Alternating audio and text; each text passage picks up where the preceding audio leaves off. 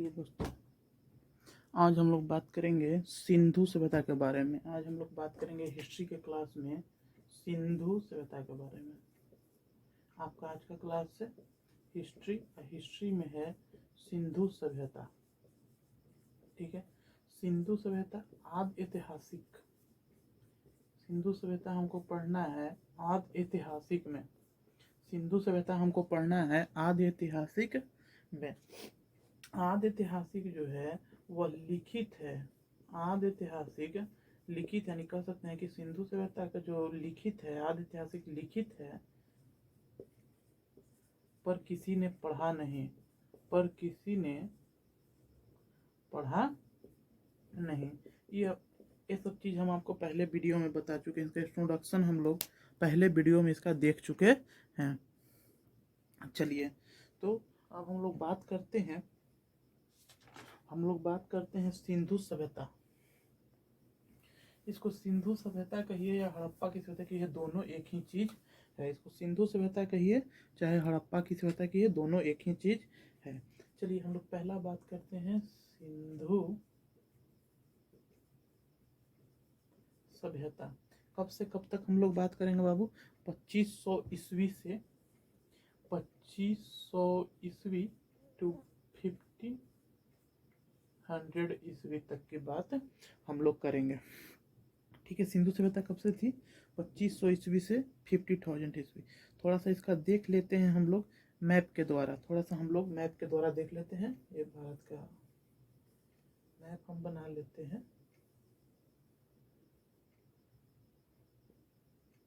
ठीक, ये भारत का हम लोग मैप बना लेते हैं। देखिए, यहाँ पर जो है, यहाँ पर है हमारा पाकिस्तान। क्या है? पाकिस्तान। यहाँ पर जो जगह मिला था, हम कल आपको बताए थे, सुतका गंडोर। सुतका गंडोर किस नदी के किनारे है? सुतका गंडोर जो है पाकिस्तान में डास्क नदी के किनारे सुतका है। फिर यहाँ पे है जम्मू कश्मीर में एक जगह है जिसका नाम है मांडा। कहाँ पे पड़ता है? जम्मू एंड कश्मीर में। अब मांडा जो है चिनाब नदी के किनारे है। कहाँ पे है? चिनाब नदी के किनारे जो है हमारा मांडा है। ठीक है, फिर यहाँ से थोड़ा सा आते हैं तो उत्तर प्रदेश के बाद दिल्ली में सड़ते सड़ते एक जगह है। इस जगह का नाम है आलमगीरपुर।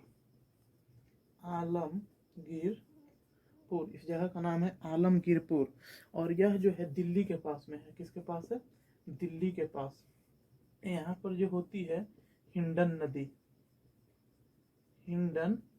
दिल्ली के पास कौन सी नदी है? हिंडन नदी। और नीचे में जो यहाँ आते हैं तो यहाँ आपको मिल जाता है दैमाबाद जो है महाराष्ट्र।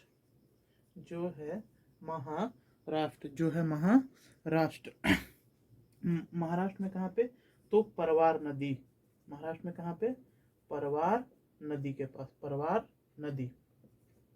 अब इसका हम लोग देखेंगे तो यह जो है बाबू, यह ट्रिएंगुलर आकार का है। थोड़ा सा ट्रिएंगुलर आकार का है। किस आकार का है? यानी सिंधु सभ्यता जो है उसका आकार कैसा है?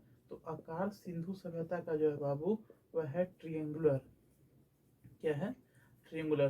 तो यहीं पर जो है सिंधु सभ्यता में सबसे कम विकास यहीं पर हुआ था। सबसे कम विकास यहाँ पे हुआ था। और ये पड़ जाता है किस साइड? तो ये पड़ जाता है पूरब साइड में। सबसे कम विकास आलमगीरपुर की तरफ दिल्ली के पास हुआ था। यहीं पड़ जाता है दिल्ली, जहाँ पे सबसे कम विकास हुआ था।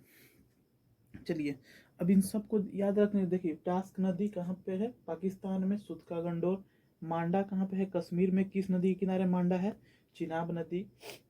आलमगीरपुर दिल्ली, यहाँ पे है हिंडन नदी, सबसे कम विकास हुआ था। दैमाबाद महाराष्ट्र में है परवार नदी। परवार नदी की जो सहायक नदी है, परवार किसकी सहायक है? तो परवार नदी सहायक है गोदावरी की। किसकी है? गोदावरी। याद रखिएगा, परवार नदी किसकी है? गोदावरी की। तो सिंधु सभ्यता में जितने भी जगह थे वो सभी सिंधु नदी के किनारे नहीं थे, वह किसी दूसरे नदी के किनारे थे। लेकिन जितने भी नदियां थी वो सभी सिंधु नदी में आकर मिलती थी। यानी जितनी भी नदियां थी, जितनी भी रिवर जो थे वे सिंधु में आके मिलते थे, सिंधु नदी में आके मिलते थे, सिंधु नदी में आके मिलते थे।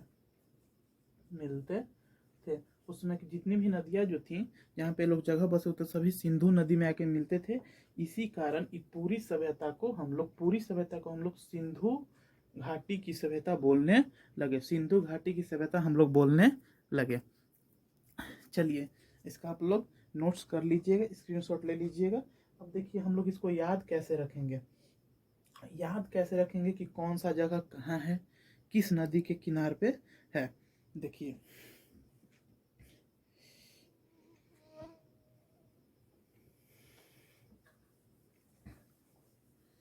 तो चलिए थोड़ा सा मिटाते हैं। याद रखिएगा हम लोग 2500 ईस्वी से 1500 ईस्वी तक सिंधु सभ्यता के बारे में पढ़ेंगे। चलिए याद रखने का जो इसका ट्रिक है कि हम लोग कैसे याद रखेंगे कौन सा जगह किस नदी, तो याद रखने का जो ट्रिक है वह ट्रिक जो है बाबू आप याद रखिएगा, सम एडी, ठीक है। सम एडी से हम लोग यहाँ पे जगह का नाम याद कर सकते हैं, जगह का नाम। और एक और ट्रिक है जिसका नाम क्या है, बाबू, डच है पर भारत में नहीं, यानी डच हैं पर भारत में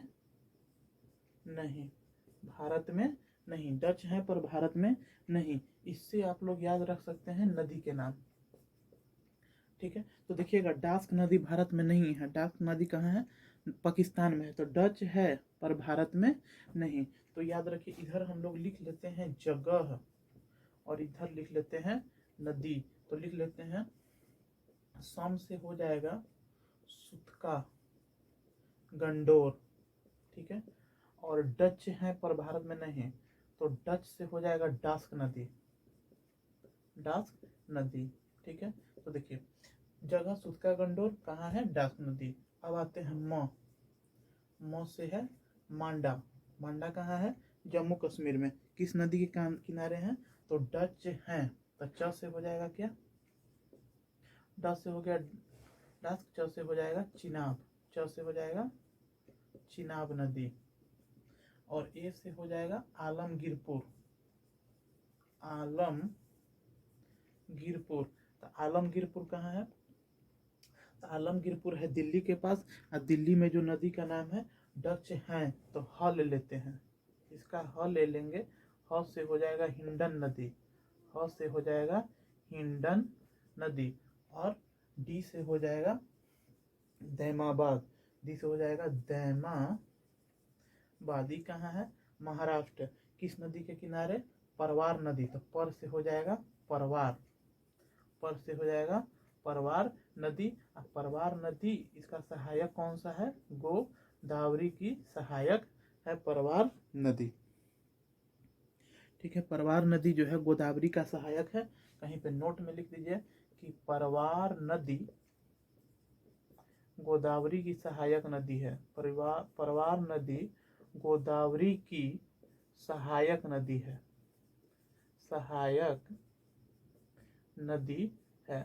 परवार नदी गोदावरी की सहायक नदी है। चलिए अब हम लोग देखेंगे कि इसमें सबसे पहले कौन सा जगह खोजा गया, ठीक है। तो सिंधु सभ्यता, इसकी जानकारी किसने दी थी, थोड़ा सा हम पीछे की बैकअप में आपको ले चलते हैं। उसके बाद हम इसमें पहला जगह जो खोजा गया था उसके बारे में बताएंगे। थोड़ा सा बैकअप में रिवीजन कर लीजिए, ठीक है। चलिए तो बैकअप में हम लोग चलते हैं कि सिंधु सभ्यता को खोजा किसने था। तो देखिए इसका जानकारी जो है, सिंधु सभ्यता के बारे में जानकारी जो है वो दिए थे चार्ल्स मेंसन।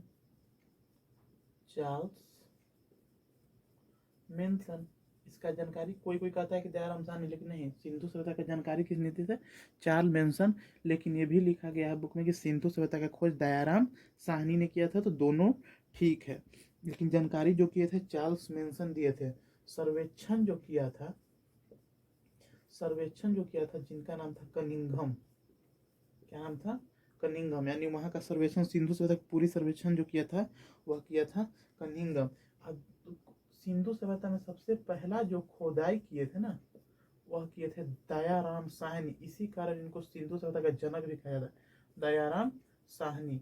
यानी इनको जनक भी कहा जाता है, इनको जनक भी कहा जाता है। सिंधु सभ्यता खोदाई किए थे दयाराम साहनी। कब किए थे? 1921।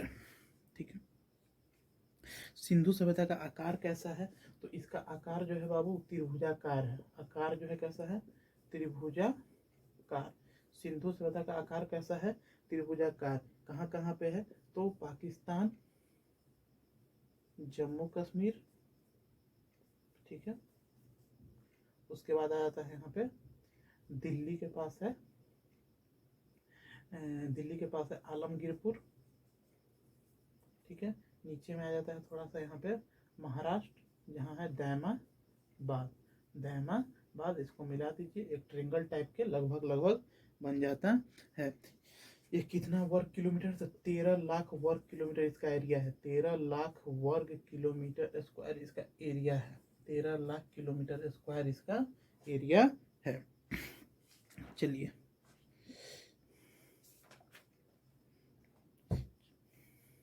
अब हम लोग देखते हैं सबसे पहला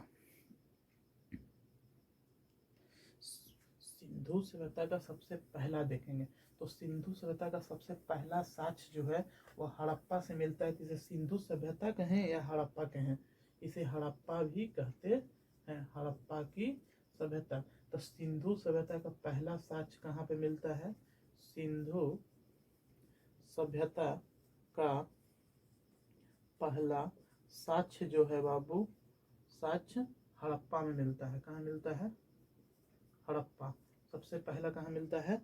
हड़प्पा। सिंधु सभ्यता का सबसे पहला साक्ष्य कहाँ पे मिलता है? हड़प्पा। ठीक है। देखिए हड़प्पा की खुदाई जो है, अब हम लोग सिर्फ और सिर्फ बात करेंगे हड़प्पा के बारे में। इसकी खुदाई जो है 1921, ठीक है, 1921 में इसका क्या किया गया? खोदाई किया गया। अब देखिए इसका खोदाई करने वाले कौन थे? दयाराम साहनी। 1921 ईस्वी में दयाराम साहनी इसके खुदाई करने वाले थे। ठीक है। अब हड़प्पा है कहाँ? तो हड़प्पा जो है वो पाकिस्तान में है। कहाँ पे है? पाकिस्तान में है। कहाँ? कौन से जिला? पाकिस्तान के कौन से जिला में है? तो मांडगोवरी डिस्ट्रिक्ट में। मांडगोवरी डिस्ट्रिक्ट, पाकिस्तान के मांडगोवरी जिला में ही पड़ता है। डिस्ट्रिक्ट का मतलब हो गया जिला। ठीक है। पाकिस्तान के किस नदी के किनारे है? हड़प्पा जो है वह नदी के किस नदी के किनारे है? रावी नदी के किनारे। हड़प्पा जो है कहाँ पे मिला था? रावी नदी के किनारे। हड़प्पा किस लिए प्रसिद्ध था? हड़प्पा किस लिए प्रसिद्ध था? तो श्रमिक के लिए। हड़प्पा जो था किस लिए प्रसिद्ध था? श्रमिक के लिए। याद रखिएगा कि सिंधु सभ्यता का पहला साक्ष्य हड़प्पा में मिला। हड़प्पा की खोदाई जो है 1921 में प्रारंभ दयाराम साहनी ने किया। यह मिला पाकिस्तान के मांडगोवरी डिस्ट्रिक्ट जिला में, रावी नदी के किनारे। यह किस लिए प्रसिद्ध था? तो देखिए प्रसिद्ध जो था श्रमिकों के लिए, बहुत कुशल कारीगर होते थे। नदी जो है रावी नदी है, जगह जो है वह पाकिस्तान है। अब हम लोग देख लेते हैं कि यहाँ क्या क्या मिला, क्या क्या मिला, क्या क्या मिला। चलिए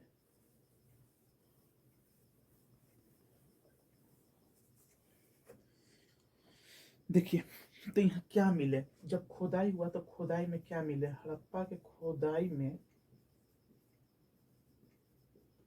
क्या मिले?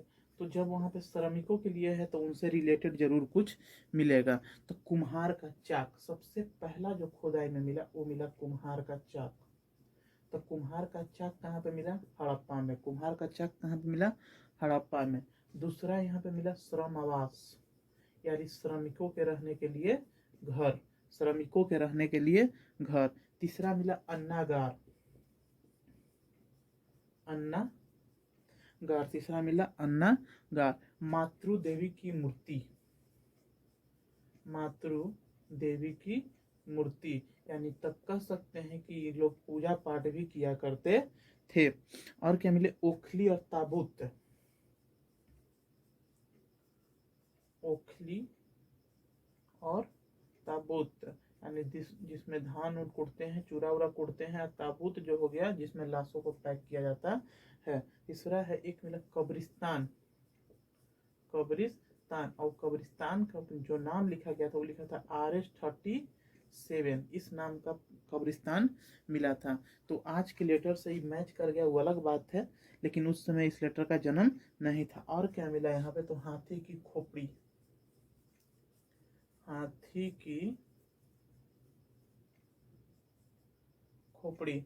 और क्या मिला यहाँ पे, एक सिंगीय जानवर, यानी एक सींग वाला जानवर, एक सींग वाला जानवर। इतने चीज मिले। बस आपको एग्जाम से इतना ज्यादा नहीं पूछेगा।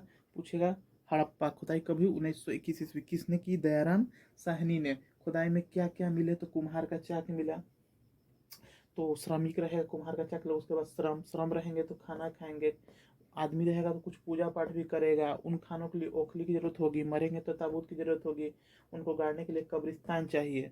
तो उस समय जानवर उनवर भी थे, तो हाथी की खोपड़ी वहीं से पहले मिली हड़प्पा में, एक सींगोला जानवर, एक सींगोला जानवर।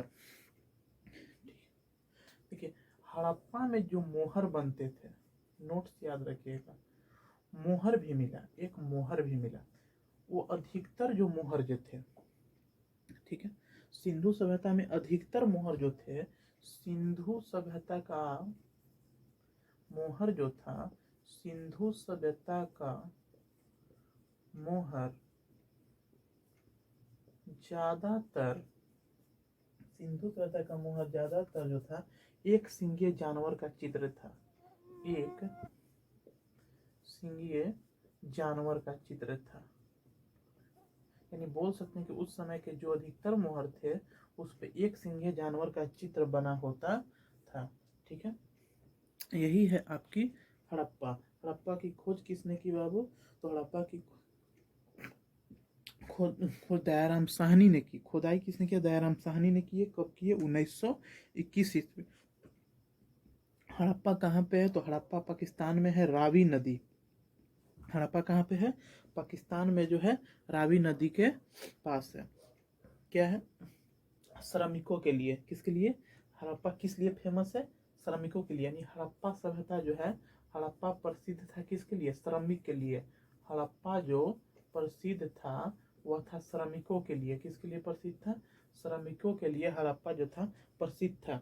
क्या क्या खुदाई में क्या मिले, कुम्हार का चाक मिला, श्रम आवास मिला, अन्नागार मिला, अन्नागार यानी अन्न रखने का जगह, मातृ देवी की मूर्ति मिली, ओखली मिले, ताबूत मिले, कब्रिस्तान भी मिला, हाथी का खोपड़ी मिला, एक सिंघे वाला जानवर मिला। सिंधु सभ्यता में अधिकतर मोहर जो होते थे एक सिंघे जानवर का ही होता था। सिंधु सभ्यता में अधिकतर जो मोहर मिले एक सिंघे जानवर का ही होता था।